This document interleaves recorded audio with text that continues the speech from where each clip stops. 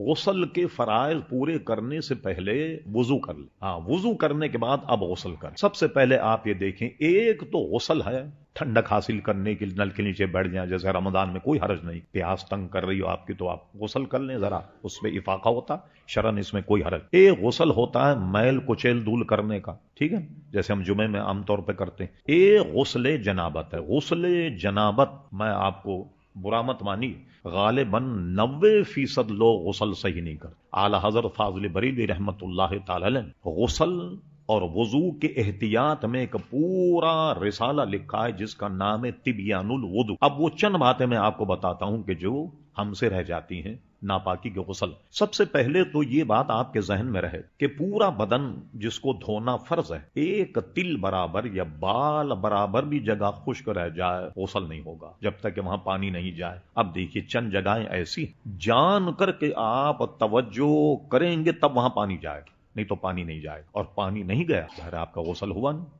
अब वो क्या एहतियात हैं, मिसाल तो अब ये नापाकी के गुस्ल की बात कर रहा हूं, दूसरे गुस्ल के नहीं। आदमी छालिया खाता, उसको कुरे दे, कोई खला अगर छालिया से भी यहां रह गया और वहां पानी नहीं गया तो भी, क्योंकि उसमें कुल्ली करना, वजू में कुल्ली करना सुन्नत है मगर गुस्ल में कुल्ली करना फर्ज है। एक बात, अच्छी तरीके से दांत साफ करे, मिसवाक करे। आजकल तो ये ब्रश वगैरह जो निकल गया, इससे भी जो सान है ये सब साफ हो जाते हैं, अच्छी तरीके से ये साफ करे। इसके साफ करने के बाद में नाक में पानी चढ़ा है, उमन नाक में पानी, ऐसे हमने नाक डुबो दिया खाली ये, बल्कि मसाइल किताब में है कि पानी चुल्लू हाथ में लेकर जब नाक में चढ़ाए थोड़ी सी सांस ऊपर की तरफ ले ताकि इसके नरम हिस्से में पानी पहुंच जाए, जहां तक कि हड्डी नरम है यहां तक पानी पहुंच जाए, और उसके बाद अपनी छोटी उंगली से साफ करे कि कोई जगह नाक में ऐसी ना रहे कि जहां पानी ना गया। अब आइए गुस्ल करने। गुस्ल करने में हमने नहा लिया, ये देखिए आप हाथ लाई कान में, ये एक ऐसा खड्डा है, इसमें जब तक पानी नहीं जाएगा, ऊपर से आप डालें पानी नहीं जाएगा, तो आप एक चुल्लू पानी लेकर के ये खड्डे तक पहुंचाए। ये खड्डा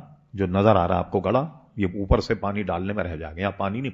इसी तरह दूसरा जो गड़ा यहाँ पड़ा हुआ, ये भी जब तक आप खास तरीके से चुल्लू में पानी लेकर ना डालें यहां तक पानी नहीं जाए। खवातीन अगर नथ पहनी हुई है आसानी से निकल जाए तो निकाल लें, वरना जब वो वजू भी करें, क्योंकि वजू में मुंह धोना फर्ज है और गुस्ल में भी, तो अपने नाक की जो नथ है उसको भी हिलाएं ताकि अंदर भी पानी चला जाए। अगर उनके आयरीन या बुंदे हैं कान में सुरा, उसको भी हिलाएं ताकि अंदर तक पानी चला जाए। फिर उसके बाद ये नाफ, आप ऊपर नहाइए, ये नाफ के अंदर पानी नहीं जाएगा। बड़ी माजरत साथ जो बड़े पेट वाले लोग, वो नाफ अंदर चली जाती है, जिसको टुंडी भी कहते हैं, अरबी में उसको सुर्रा कहते हैं। तो यहां जब तक आप पानी अंदर नहीं डालें उस वक्त तक पानी नहीं जाएगा, ठीक। इसी तरह आप बगल उठाकर यहां पानी डालें, ठीक है, इधर पानी डालें। खवातीन जो हैं वो सीने को उठाकर के नीचे पानी डालें। और इसके बाद में एक मसाइल, अब में अगर शर्माया जाए तो मसाइल दुनिया को मालूम ही नहीं हो। हजरत उम्मुल मोमिनीन हजरत आयशा सिद्दीका अगर शर्माती तो उलमा फरमाते हैं कि खवातीन इस्लाम आधे दीन से महरूम रह जाती। भाई जो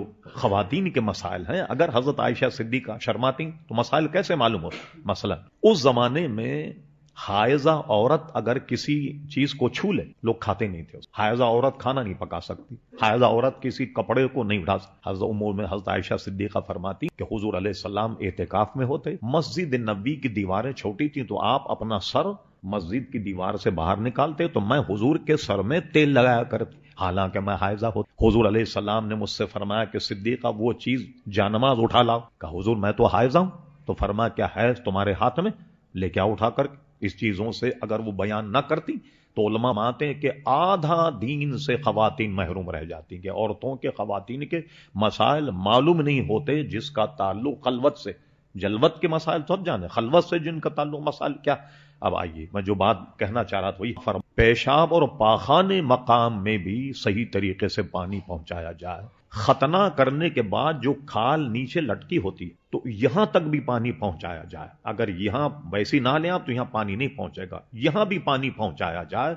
और इस पर आला हज़रत फाज़िल बरेलवी का पूरा फतवा है जिसका नाम तिबियानुल वुदू है। इसमें और इसी तरीके से तयम्मुम में भी एहतियात दी। नहा रहे हैं तो उम्मन हमारी फितरत क्या है कि हम नहाते में आंख मीच लेते हैं। अब ये देखिए ये आंख जहां हमने मीची, अब इसको खोली, ये देखिए ये सतरें जो हैं इस पे पानी नहीं गया, तो अब क्या करेंगे, हम पानी लेकर के आंखों को इस तरीके से मला जाए। आंख के अंदर पानी डालना फर्ज नहीं, लेकिन आंख के इधर पानी डालना जो है وہ بہت ہی ضروری ہے۔ اس کی احتیاط تو تیمم میں بھی ہے کہ تیمم جب کریں، جب ہم ایسے آنکھ میچ لیں، یہاں تیمم کا ہاتھ نہیں پڑے گا، یہ تک فرمایا اعلیٰ فاضل بریلوی نے اس کی باریکیوں کو کہ تیمم جب کریں تو ادھر ہاتھ ملیں، ادھر بھی ہاتھ ملیں، اور اس طرح آنکھوں کو جتنا ممکن ہو کھولنا، اس طریقے سے کھول کر کے تیمم کا اور وضو کا ہاتھ لگائیں۔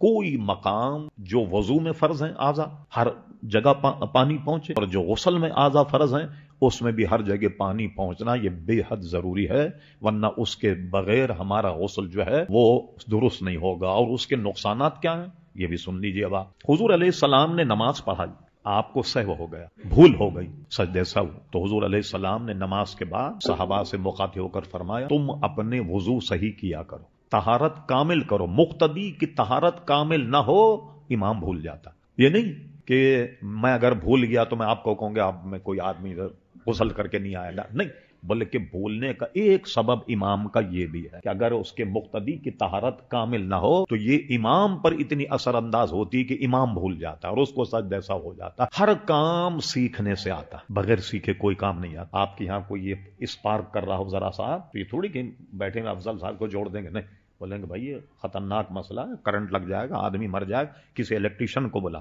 چھوٹا مسئلہ ہو، پائپ لنک کرنے لگ جائے، بھائی پلمبر کو بلا۔ ہم اس فن کا آدمی تلاش کرتے اور ہم سمجھتے ہیں کہ دین خود بخود آ جائے گا۔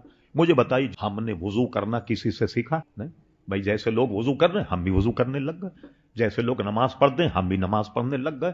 کیا غسل کرنا وضو کرنا کسی سے سیکھا؟ کسی سے بھی ہم نے نہیں سیکھا۔ میں بریلی شریف گیا، 68 کی بات ہے، حضور مفتی اعظم ہند رحمت اللہ تعالی علیہ وہ اس وقت باقاعدہ حیات، ان کا طریقہ یہ تھا، اور شاید ہمارے لیے ہو، طریقہ یہ تھا کہ باہر آن کر مسجد کے گوشے میں وضو کر، تو جب وہ وضو کرتے تو علماء، بڑے بڑے علماء اور مفتیان کرام لوگوں کہتے کہ غور سے دیکھو تاکہ تمہیں وضو کرنا ہے، کہ وضو کیسے کیا جاتا۔ تو ہم کوئی استاد ہمارے سر پہ کھڑا ہو اور ہم سے کہہ دیکھو اس طرح ہاتھ دو، اس طرح ہاتھ دو، اس طرح ہاتھ دو، یوں اس طریقے سے وضو کرو، اس طریقے سے غسل کرو، ہم نے تو نہیں سیکھا۔ اذان ہمارے لوگ کہتے ہیں، اذان بھی ہم نے کسی استاد سے نہیں سیکھی ہوگی۔ نماز ہم پڑھتے ہیں، نماز بھی ہم نے کسی استاد سے نہیں سیکھی ہوگی، اور اسی طریقے سے غسل بھی کسی استاد سے نہیں سیکھا، وضو کرنا بھی کسی استاد سے نہیں سیکھا۔ تو بغیر سیکھے جب دوسرے کام نہیں آتے تو دین کو ہم نے ایسی لاوارث چھوڑ دیا کہ یہ خود بخود آ جائے، نہیں آئے گا خود بخود جب تک کہ اس کو سیکھا نہیں جائے۔ اس لیے فرمایا کہ 1000 رکعت نماز سے بہتر ہے کہ فقہ کا ایک مسئلہ یاد کر لیا۔ جو دین کا مسئلہ ہے اس کو یاد کرنا یہ 1000 رکعت سے بھی بہتر ہے، اس لیے کہ اس کا دار و مدار جو ہے آدمی کی زندگی سے ہے، آخرت۔